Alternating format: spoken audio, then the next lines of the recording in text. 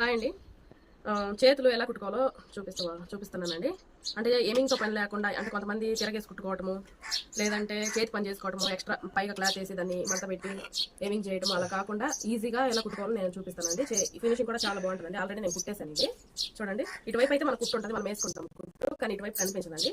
ఈజీగా ఉంటుంది. ఫినిషింగ్ కూడా చాలా బాగుంటుంది. చేతి పని చేసినా కూడా అంత బాగుండదు. ఇది చూడటానికి చాలా బాగుంటుంది. తిరగేసి కుట్టుకున్నా కూడా అసలు బాగుండదు.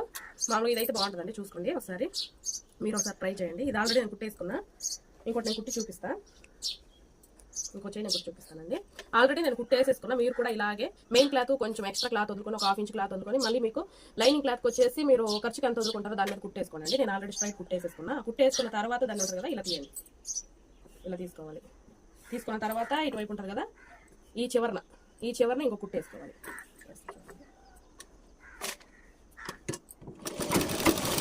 బాగా నీట్గా అంత క్లాత్ ముడతలు పోకుండా లాక్కొని కుట్టేసుకోండి.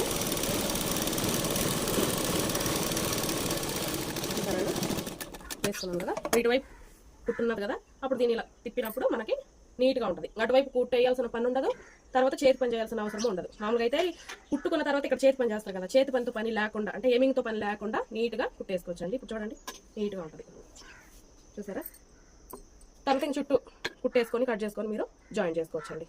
అంతే. మీరు ట్రై చేయండి, సబ్స్క్రైబ్ చేసుకోండి నా వీడియోని. ఓకేనా అండి?